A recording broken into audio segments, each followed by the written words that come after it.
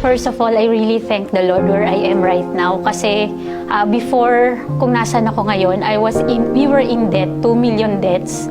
And sobrang hindi lang yung utang yung mabigat kasi we have kids na during that time after the scam scenario. So, yung tingin sa lahat ng tao, parang trash ka talaga.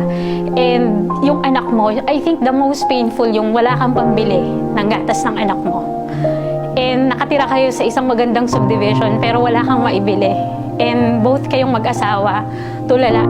Ang galing ng Lord, binigay niya yung IMG sa amin. Kasi that time, akala ko noon mag-a-abroad na ako or magko-call center ulit ako, babalik ako sa academe. And sabi ko, Lord, hindi yun yung purpose mo eh. Kasi ayokong magkaroon ng broken family, di ba? Pero ang galing ng Lord, kasi nung binigay niya yung IMG, it was the perfect prayer na meron ako sa heart ko na ayokong iwan yung mga anak ko. Pero gusto ko nakakapag-provide 6 digits, sabi ko pa nga, income for my family. And that was happening right now. Kasi yung 2 million debts namin, 180,000 na lang in a matter of 3 years here in IMG. And another good thing is, yung hindi namin naranasan nung bata kami.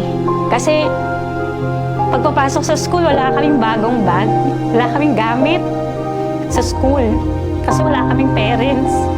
Pero ngayon, nagagawa ko sa anak ko, kahit sa pamangkin ko, nabibilan ko sila ng gamit. Yung their choice na meron ka na kasi habang nagbabayad ka dun sa utang mo. Diba ang sarap nun sa pakiramdam at yung peace sa aming mag-asawa.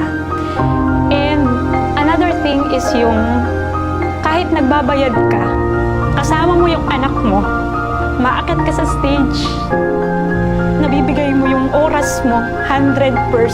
Pag kailangan ako ng anak ko, nandun kami mag-asawa. Kailangan niya mag-field trip, na ibibigay mo kasi meron na eh.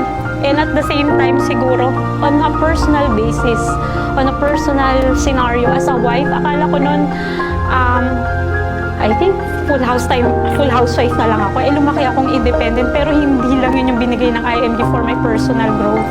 Kasi habang ginagawa ko yung as a wife, as a mother, nabibigay ko yung gusto kong magawa sa sarili ko na I have my own income. I can travel. Kasi kasama ko yung mga mas nauna sa akin. Tulong-tulong kayo together. Sama-sama kayo together. Yung parang kain kayo together. Magtipid together. And mag-shopping together. That's sobrang exciting and sobrang fun. Kasi dun ko rin nakita yung community. How we help each other sa airport pa lang. Sama-sama kayo, sabay-sabay kayo, pila kayo together. Minsan nag-whoosh pa kayo kasi kayo lang yung laman ng eroplano. And sobrang saya kasi isa ka dun. I think my most memorable so far is my Vietnam travel. Kasi during that travel, parang kasama ko na yung anak ko when we have a conversation. Sabi niya, Mami, ang ganda-ganda naman sa pinupunta mo. I want to be there. Kasi unang-una sabi ko, Nak, this is our hotel. Ang ganda-ganda ng bed. And yung mga anak ko, sobrang appreciative nila eh. Mom, ang ganda naman yan. And sabi, Mami, we want to go there. We want to be there. Lahat, pati yung pag-travel sa Kuchitan. And who would think na makakarating ako doon?